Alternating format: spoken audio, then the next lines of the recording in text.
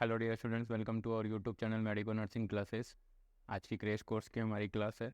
इसमें हम कुछ नए टॉपिक्स से कुछ इंपॉर्टेंट की पॉइंट्स डिस्कस करेंगे जो कि हमारी upcoming nursing officer recruitment examination से रिलेटेड होंगे। साथ के साथ उन की पॉइंट से हो सकता है कि आपको अपने नर्सिंग ऑफिसर रिक्रूटमेंट एग्जामिनेशन के अंदर आपको एमसीक्यूज़ को देखने को मिलें। तो आइए आज की क्लास शुरू करते हैं। चलते हैं हमारे आज के इंपॉर्टेंट नर्सिंग की पॉइंट्स कौन कौन से जिनको हमें याद रखना है, जिनको हमें अच्छे से यूटिलाइज करके हमें हमारे नर्सिंग ऑफिसर रिक्रूटमेंट एग्जामिनेशन की प्रिपरेशन में करनी है। तो चलिए आज की क्लास शुरू करते हैं बिना देरी किए। तो आज की क्लास के अंदर हम पढ़ेंगे इंपॉर्टेंट नर्सिंग की पॉइंट्स। क्या पढ़ेंगे? इंपॉर्टेंट नर्सिंग की पॉइंट्स। इंपॉर्टेंट नर्सिंग की पॉइंट्स पढ़ेंगे। इंपॉर्टेंट नर्सिंग की पॉइंट्स का मतलब है की पॉइंट्स है ये। की पॉइंट्स का मतलब है डायरेक्टली मैं आपको उस पॉइंट के बारे में यहाँ पे बताऊंगा। इंपॉर्टेंट पॉइंट्स है जो बोलते हैं ना मोस्ट, ठीक है, वो पॉइंट्स हैं। और ये सारे पॉइंट्स बहुत ही इंपॉर्टेंट है ताकि जो कि आपकी नर्सिंग ऑफिसर रिक्रूटमेंट एग्जामिनेशन, जो कि अपकमिंग जो भी नर्सिंग ऑफिसर रिक्रूटमेंट एग्जामिनेशन है उसके अंदर आने के लिए काफ़ी इंपॉर्टेंट होंगे। तो आज की क्लास का पहला पॉइंट है, पहला पॉइंट अब पढ़ते हैं। देखिए, thyroid gland is the only endocrine gland which can store its own hormone and release in circulation when the body required. This is the most important MCQ.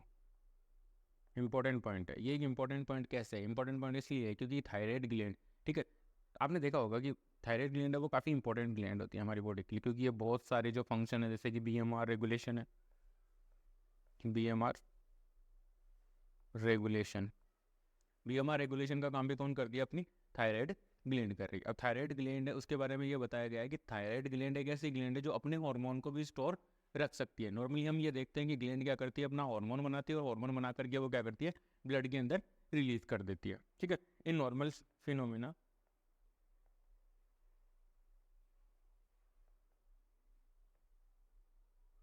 Normal phenomena में क्या होता है, जो भी एक एंडोक्राइन ग्लैंड है, कोई भी एंडोक्राइन ग्लैंड, एंडोक्राइन ग्लैंड क्या करती है, सिंथेसाइज द हॉर्मोन्स,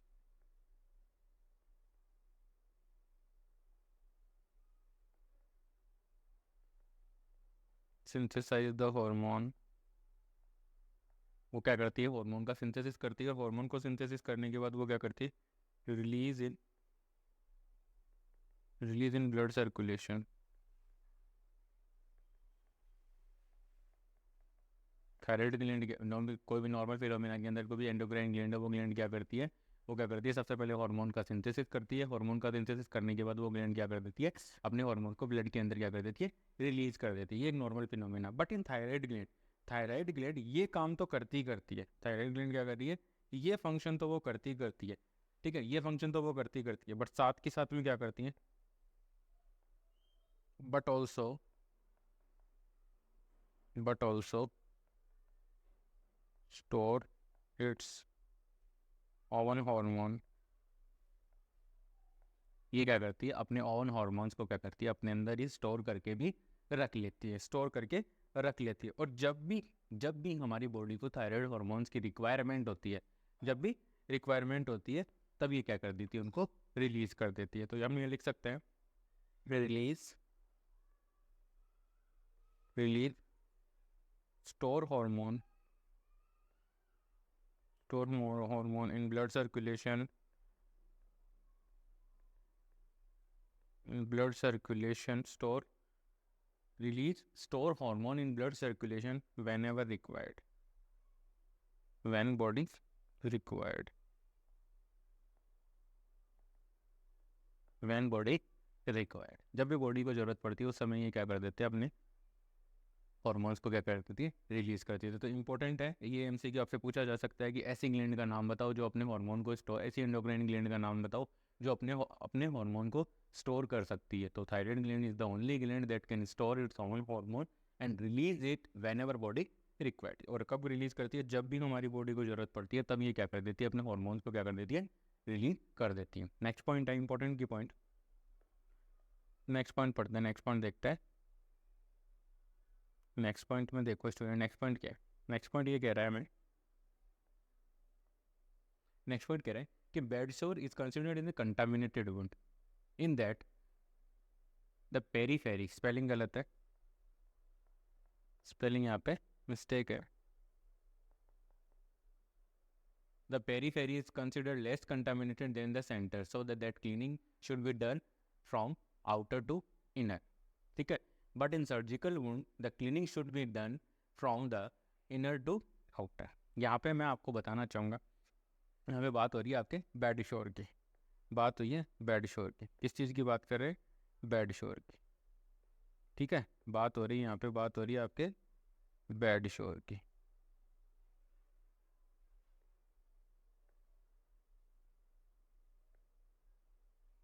बेड शोर की यहाँ पे क्या हो रही है?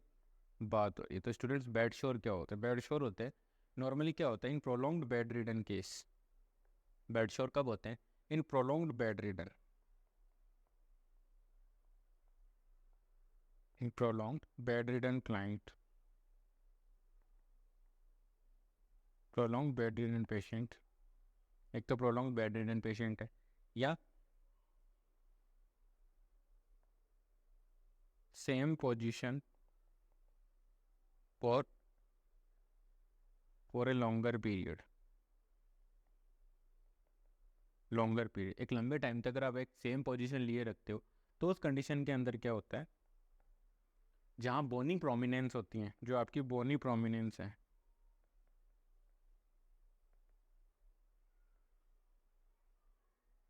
जो भी आपकी बोनी प्रोमिनेंस है, उन बोनी प्रोमिनेंस में क्या होता है, जो हमारी बोनी प्रोमिनेंस होती है उन बोनी प्रोमिनेंस के अंदर क्या होता है, जो भी एरिया स्किन का हमारा जो एरिया उन बोनी प्रोमिनेंस के कांटेक्ट में आता है, वहाँ पर क्या होता है, प्रेशर अप्लाई होता है। प्रेशर अप्लाई होने की वजह से उस एरिया के अंदर क्या होता है, impaired circulation, impaired circulation due to, ठीक है। बोनी प्रोमिनेंस वाले एरिया के अंदर क्या होता है, इम्पेयर्ड सर्कुलेशन, वहाँ पे क्या होता है, इम्पेयर्ड सर्कुलेशन।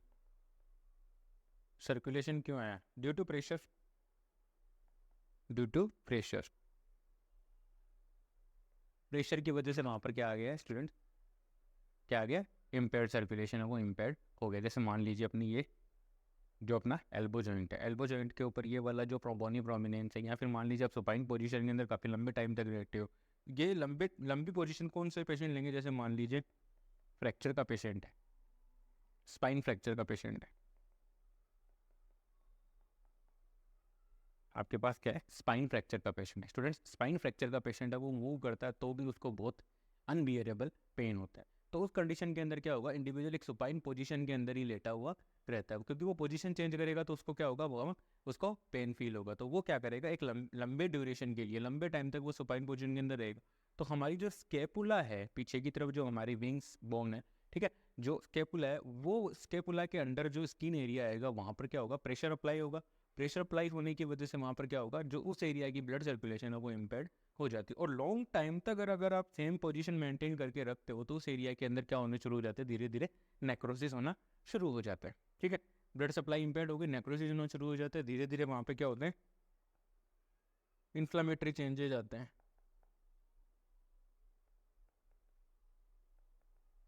इन्फ्लामेटरी चेंजेज आने शुरू हो जाते हैं, इन्फ्लामेटरी चेंजेज आने शुरू हो जाते हैं। और इन इन्फ्लामेटरी चेंजेज के आने की वजह से वहाँ पे क्या आना शुरू हो जाती है, रेडनेस, ठीक है। रेडनेस आता है, साइनोसिस, ठीक है, साइनोसिस है, नेक्रोसिस होना शुरू हो जाता है, वहाँ पे नेक्रोसिस होना शुरू हो जाता है। और नेक्रोसिस होने की वजह से वहाँ पे क्या फॉर्मेशन हो जाता है, become a wound, become a wound, become a wound. और अब यहाँ पर जो ये वुंड बना है, जो ये आपका घाव बना है, इसी को हम बोलते हैं बेड शोर, इसी को हम क्या बोलते हैं, बेड शोर बोला जाता है, ठीक है। तो अब हम, ये तो मैंने आपको बस एक बेसिक बताया कि बेड शोर क्या होता है, आगे जैसे जैसे पॉइंट्स आएंगे वैसे वैसे हम डिटेल के साथ बेड शोर के बारे में हम डिस्कस करेंगे, ठीक है। तो बेड शोर की बात करते हैं, ठीक है, बेड शोर आ गया। अब हमारा पॉइंट शुरू होता है यहाँ से कि अब बेड शोर आ गया। अब बेड शोर के अंदर मान लीजिए, ठीक है, अपन अब बात करते हैं कि बेड शोर क्या चीज़ है। बेड शोर क्या है, कंटामिनेटेड वुंड है। बेड शोर क्या है स्टूडेंट, एक कंटामिनेटेड वुंड है। बेड शोर को एक कंटामिनेटेड वुंड माना गया है। जैसे कि मानते हैं ये बेड शोर है, ठीक है, और ये इसके अंदर हमारी बॉडी के जो टिश्यूज़ है वो एक्सपोज हो चुके हैं, ठीक है जी। ये हमारा क्या है, बेड शोर है।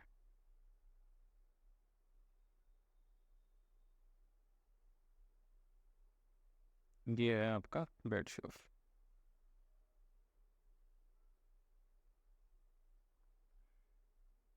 ये बेड शोर है यहाँ पे, बेड शोर, ये वुंड है, ठीक है।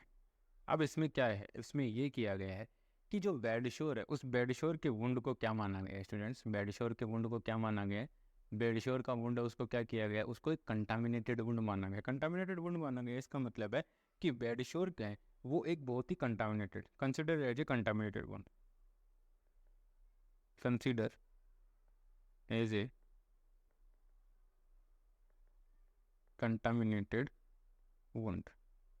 बेड शोर को क्या माना गया, एक कंटामिनेटेड वुंड माना गया। तो अब क्लीनिंग ऑफ, हमें यहाँ पर एमसीक्यू आया हुआ है, इस पॉइंट के ऊपर एक एमसीक्यू पूछा जा चुका है प्रीवियस ईयर की एग्जाम्स के अंदर, जो भी आपकी नर्सिंग ऑफिसर रिक्रूटमेंट एग्जामिनेशन होती थी उनके अंदर ये क्वेश्चन पहले पूछा जा सका था। प्लीज़ स्टूडेंट्स को थोड़ा सा ध्यान से देखिएगा।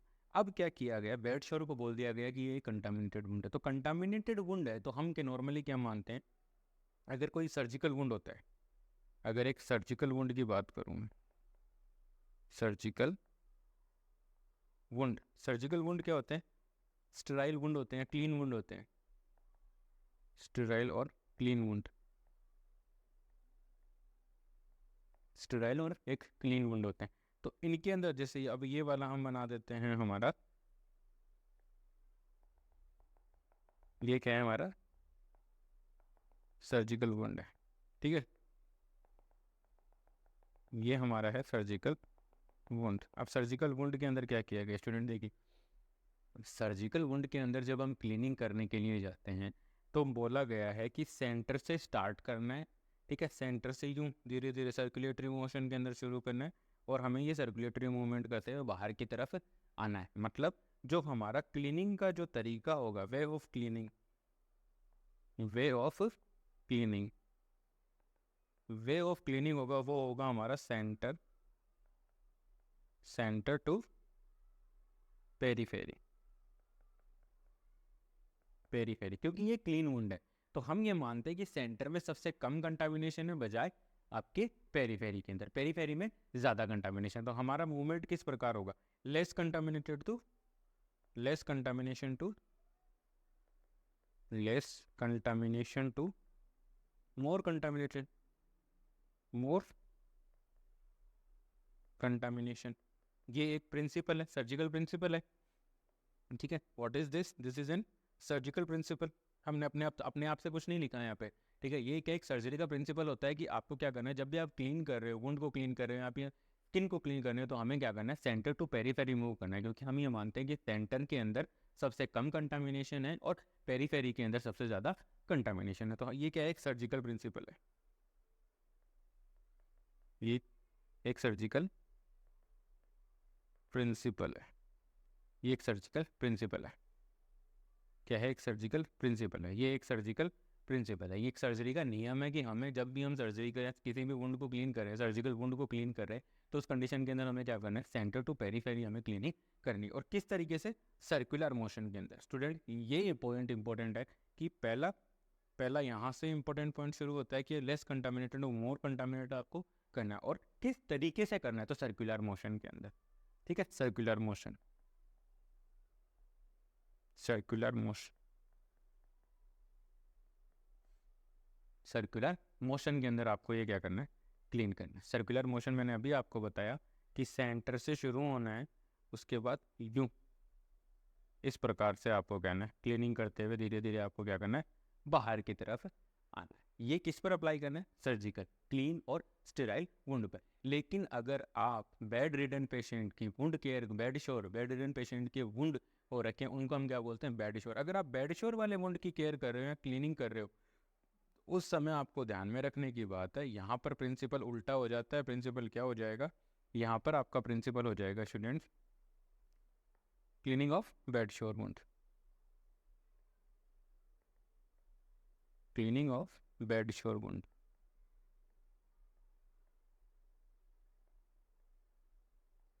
बेड शोर वुंड, अब बेड शोर वाली वुंड की क्लीनिंग कर रहे हैं तो हम क्या करते हैं, प्रिंसिपल बताया गया है कि बेड शोर के वुंड के बताया गया है, क्या बताया गया है कि periphery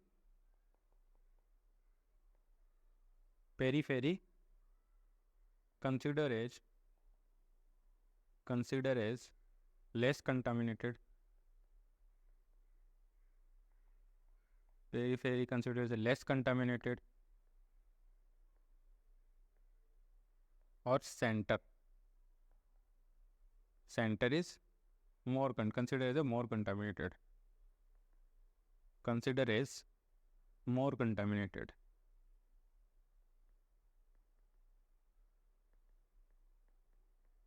consider as a more contaminate, ये कैसे कंसिडर किया जाएगा? एक मोर कंटामिनेशन के थ्रू। इसको मोर कंटामिनेशन के अंदर हमने कंसिडर, ये एक प्रिंसिपल बनाया हुआ है, ठीक है। तो अब हमें क्या करना है? अब अभी क्लीनिंग करनी है, तो क्लीनिंग में वही सर्जिकल वुंड को क्लीन करने वाला प्रिंसिपल अप्लाई करो। हमें क्या करना है? प्रिंसिपल क्या था? Less contaminated to more contaminated. तो अब यहाँ पे लेस कंटामिनेटेड कौन सा है? पेरीफेरी लेस कंटामिनेटेड है। और मोर कंटामिनेटेड कौन सा है? सेंटर। तो अब हमें क्या करना है?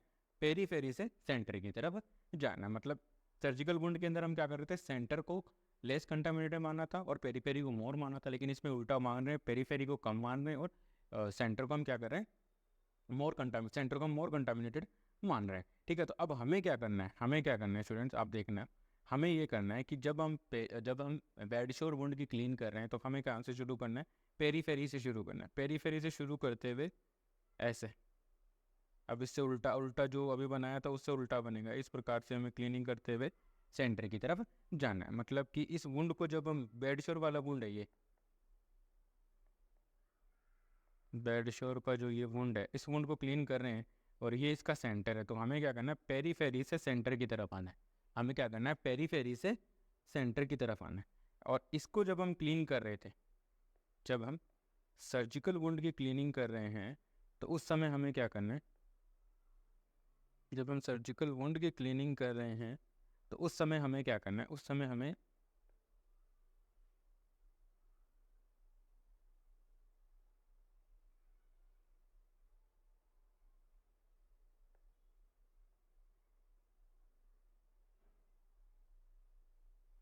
इस समय हमें क्या करना पड़ेगा? इस समय हमें सेंटर से पेरीफेरी की तरफ आना, सेंटर से पेरीफेरी की तरफ हमें आना है, ठीक है। और इसमें हमें पेरीफेरी से सेंटर की तरफ आना है। तो यही प्रिंसिपल मैं आपको बताने की कोशिश कर रहा था कि हमें क्या करना है।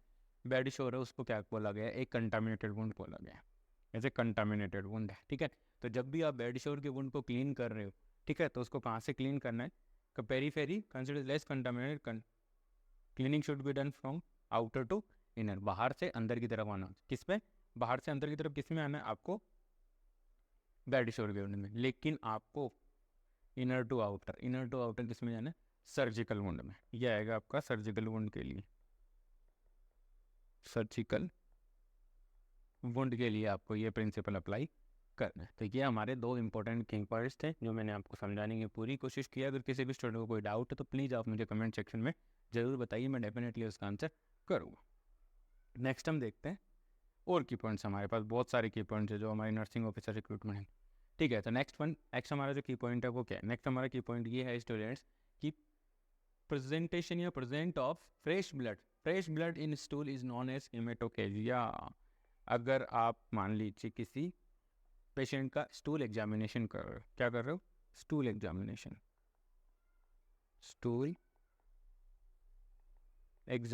कर रहे हो। स्टूल एग्जामिनेशन के दौरान आपने देखा कि जो स्टूल है, ठीक है, जो फीसेस है, जो फीकल मटेरियल है, उसके अंदर क्या है? फ्रेश ब्लड प्रेजेंट है। कौन सा ब्लड प्रेजेंट है स्टूडेंट्स? Fresh blood. अगर फ्रेश ब्लड अगर प्रेजेंट है तो वो कंडीशन क्या कहलाती है? हीमेटोकेजिया। वो कंडीशन कहलाएगी आपकी हीमेटोकेजिया। वो कंडीशन क्या कहलाती है? आपकी हीमेटोकेजिया कंडीशन कहलाती है स्टूडेंट। वो कंडीशन आपकी कहलाती है हीमेटोकेजिया। लेकिन अगर यहीं पर ओल्ड ब्लड हो, old blood in stool is known as melena. उसे क्या बोला जाएगा? उसे बोला जाएगा स्टूडेंट मेलिना बोला जाता है। अब यहाँ पर आपके दो क्वेश्चन क्रिएट हो गए, ठीक है। मेलिना ये बोला जाता है स्टूडेंट, ठीक है। तो मेलिना किसे बोला जाएगा? ओल्ड ब्लड को, ठीक है। और अगर आपके स्टूल के अंदर फ्रेश ब्लड प्रेजेंट है तो वो कंडीशन क्या कहलाती है स्टूडेंट्स? हेमेटोकेजिया कंडीशन कहलाती है। अब मैं आपको एक केस बताता हूँ। मान लीजिए अपर जीआई ब्लीडिंग का केस है, case of upper GI bleeding. अगर अपर जीआई ब्लीडिंग का कोई केस है, मान लीजिए आपके अपर जीआई ब्लीडिंग का मतलब है स्टमक के ऊपर, मतलब फ्रॉम इसोफिगस टू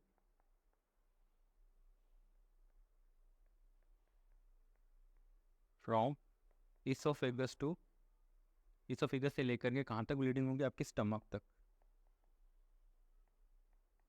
इसोफिगस से लेकर अगर स्टमक तक कहीं पर भी ब्लीडिंग हुई है तो वो कंसिडर किया जाएगा आपका अपर जीआई ब्लीडिंग में, consider as a upper GI bleeding. और अपर जीआई ब्लीडिंग के अंदर अगर आप स्टूल एग्जामिनेशन करते हो, अपर जीआई ब्लीडिंग के अंदर अगर आप स्टूल एग्जामिनेशन करते हो तब आपको क्या मिलेगा? मेलिना।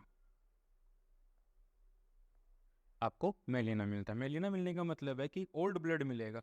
ओल्ड ब्लड क्यों मिलेगा? क्योंकि जीआई अपर जीआई ट्रैक्ट के अंदर ब्लीडिंग हो रही है। अपर जीआई ट्रैक्ट के अंदर ब्लीडिंग होगी तो जो जो फिकल मटेरियल है, जो भी फूड का जो वेस्ट प्रोडक्ट्स है उनको बनने में अभी टाइम है। तो जो अपर जीआई ब्लीडिंग के था वो स्टमक के अंदर आ गए, स्टमक से इंटेस्टाइन में कुछ देर तक 2 से 3 घंटे तक खाना रुकता है, फिर लार्ज इंटेस्टाइन में आता है, वहाँ थोड़ी देर रुकता है, वहाँ एब्जॉर्प्शन होता है, उसके बाद वो एक पर्टिकुलर अमाउंट के ऊपर, पर्टिकुलर अमाउंट या पर्टिकुलर टाइम के ऊपर बाहर आता है। तो तब तक वो जो ब्लड होता है वो क्या हो जाता है?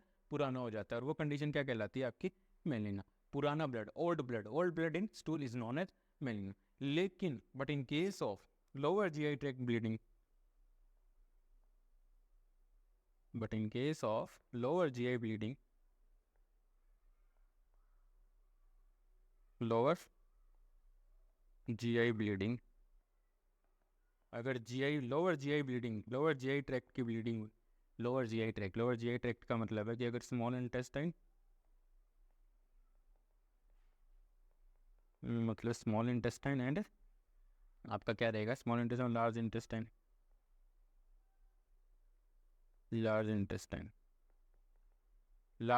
अगर स्मॉल इंटेस्टाइन और लार्ज इंटेस्टाइन में दोनों में कहीं पर भी ब्लीडिंग हुई है तो वो आएगा आपका, वो आएगी स्टूल के अंदर आएगी। वो ब्लीडिंग आपकी स्टूल के अंदर आएगी एज ए, कैसे आएगी? Fresh bleeding. वो आएगी आपकी फ्रेश ब्लीडिंग आएगी, क्योंकि वो लोअर जीआई ट्रैक्ट के अंदर है। वहाँ पर कैसे ब्लीडिंग होगी? फ्रेश ब्लीडिंग होगी। वहाँ पर आपकी ब्लीडिंग हो जाएगी फ्रेश, और वो ये फ्रेश ब्लीडिंग होगी, इसे हम कहते हैं हेमेटोकेचिया।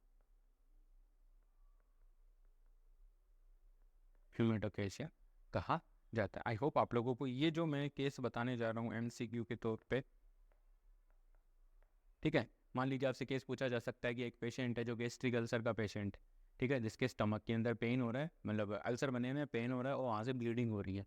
तो इस प्रकार के पेशेंट के अंदर आपको मेलिना मिलेगा, हेमेटोकेजिया मिलेगा, दोनों मिलेंगे, कोई भी नहीं मिलेगा।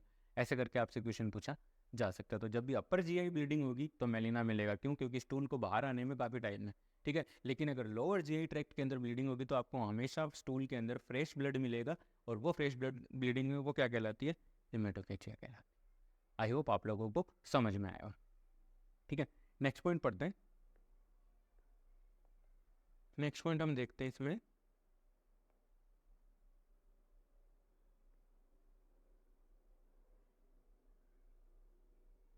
नेक्स्ट पॉइंट देखते हैं। नेक्स्ट पॉइंट है हमारा, जो नेक्स्ट पॉइंट है वो क्या कह रहा है? If narrow cuff is use to measuring the blood pressure, the false high reading will be obtain. ये बताया गया है। ये भी एक इंपॉर्टेंट पॉइंट है। और स्टूडेंट्स मैं आपको बताना चाहूँगा ये क्वेश्चन आपके एम्स के अंदर, प्रीवियस एम्स के एग्जाम्स के अंदर ये क्वेश्चन आ चुका है, एमसीक्यू, ठीक है। प्रीवियस एम्स के एग्जाम्स के अंदर ये क्वेश्चन आ चुका है कि अगर आप ब्लड प्रेशर मेजर करने के लिए, ब्लड प्रेशर को मॉनिटर करने के लिए अगर आप अप्रोप्रिएट साइज से छोटा साइज लेते हो, कफ का अप्रोप्रिएट साइज से छोटा साइज लेते हो, तो आपको ब्लड प्रेशर की रीडिंग है वो क्या मिलेगी? अगर आपको क्या मिलेगी? हाई मिलेगी। छोटा साइज लिया अगर कफ का साइज छोटा है तो हाई रीडिंग मिलेगी, कफ का साइज बड़ा है तो लो रीडिंग मिलेगी, ठीक है। देखो कैसे मिलेगी। कफ साइज,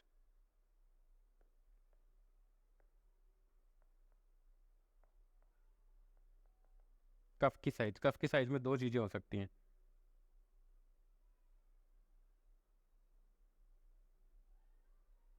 small size.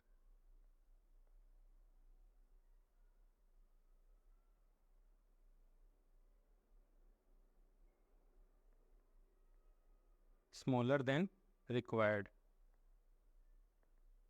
अगर स्मॉलर देन रिक्वायर्ड, ठीक है, जितना रिक्वायर्ड है उससे छोटा है, तो blood high blood pressure, show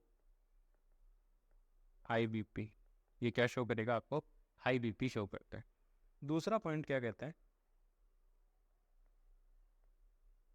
larger than required, जितनी ज़रूरत है उससे ज़्यादा अगर आपका बड़ा कफ होगा तो वो क्या मिलेगा?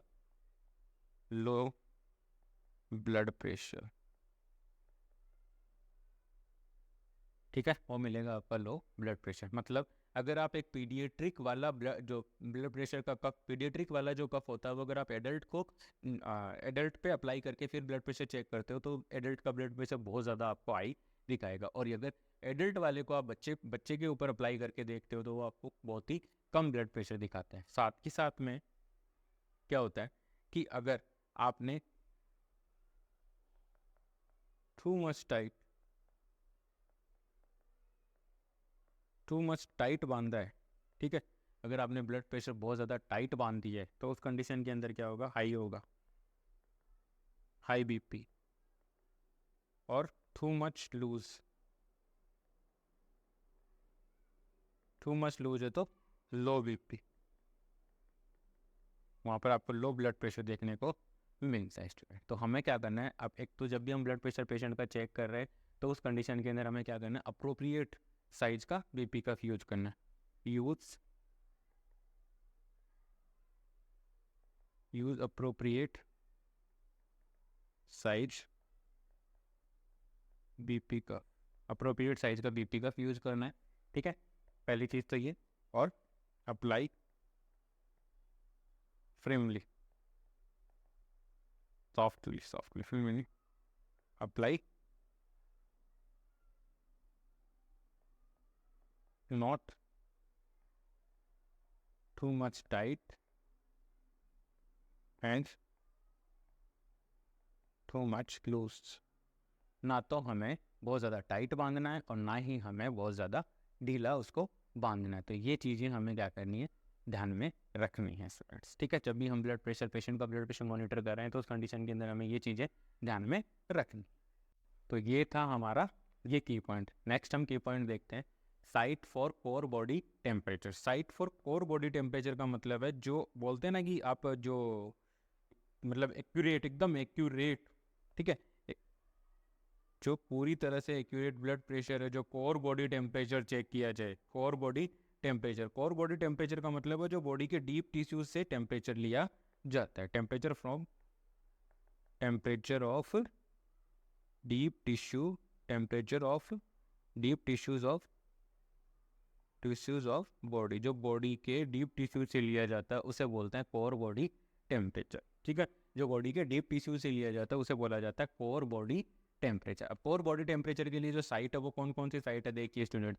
रेक्टम, ठीक है, रेक्टम एक कोर बॉडी टेम्परेचर के बारे में बताती है। साथ के साथ टिम्पेनिक मेम्ब्रेन है, वो भी एक कोर बॉडी टेम्परेचर है। दूसरा है राइट एट्रियम। ये तीन कॉमन साइट हैं जो कि आपको कोर बॉडी टेम्परेचर के बारे में बताती हैं, जो कि आपको क्या करती है? कोर बॉडी टेम्परेचर के बारे में बताती हैं। स्टूडेंट्स, ध्यान में रखने की बात है कि जो भी एक इम्पॉर्टेंट पॉइंट है यहाँ पे बताना चाहूँगा, ठीक है। कार्डियक पेशेंट के अंदर, जब आपका कार्डियक पेशेंट है, कोई पेशेंट है जिसका आपको क्या करना है? बॉडी टेम्परेचर चेक करना है, और आप उसका बॉडी टेम्परेचर रेक्टम एरिया के थ्रू चेक कर रहे हो, तो ये बहुत ही गलत है। आपको कभी भी कार्डियक पेशेंट का टेम्परेचर रेक्टम एरिया से नहीं लेना है। मतलब रेक्टम से कार्डियक पेशेंट का टेम्परेचर है मॉनिटर नहीं करना है। मतलब do not monitor the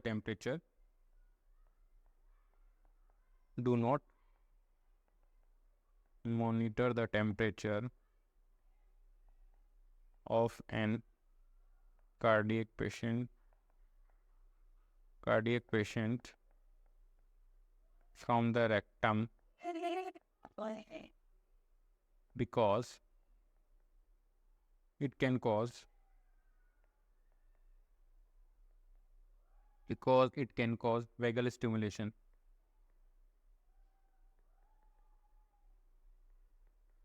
Vagal stimulation that can leads to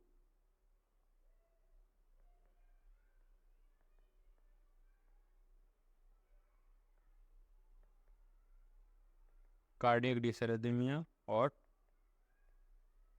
heart failure. That can lead cardiac dysrhythmia और हार्ट फेलियर. मतलब हार्ट का जो कार्डियक पेशेंट है उनका टेम्परेचर, उनका बॉडी टेम्परेचर कभी भी रेक्टम से नहीं लेना है, क्योंकि हो सकता है कि जैसे ही आप रेक्टम के अंदर इंसर्ट करो टेम्परेचर के जो भी थर्मामीटर है उसके बल्ब को, उस समय हो सकता है उनको वेगल स्टिमुलेशन हो जाए, और वेगल स्टिमुलेशन की वजह से हो सकता है कि उनके अंदर कार्डियक डिसरदमिया कॉज हो सकता है. साथ के साथ वहाँ पे आपको हार्ट फेलियर की कंडीशन है वो भी देखने को मिल सकती है. आई होप आप लोगों को ये सब क्लास आज की समझ में आई होगी. इस क्लास से रिलेटेड अगर किसी भी स्टूडेंट को कोई डाउट है तो प्लीज़ आप मुझे कमेंट सेक्शन में पूछिए, मैं डेफिनेटली उसका आंसर करूँगा. आज की क्लास में इतना ही. आई होप मेरे द्वारा प्रोवाइड की जा रही नर्सिंग जो भी क्रैश कोर्स की नर्सिंग ऑफिसर रिक्रूटमेंट एग्जामिनेशन की प्रिपरेशन की जो क्रैश कोर्स के क्लास हैं वो आप सबके लिए अच्छे से काम आ रही होंगी. साथ ही साथ आपकी जो प्रिपरेशन है उसमें आपकी हेल्प कर रही होंगी. Please like, share and subscribe. Thank you so much. ज़्यादा से ज़्यादा लोगों तक इसको शेयर कीजिए ताकि सबको इसका फ़ायदा मिल सके. Thank you so much.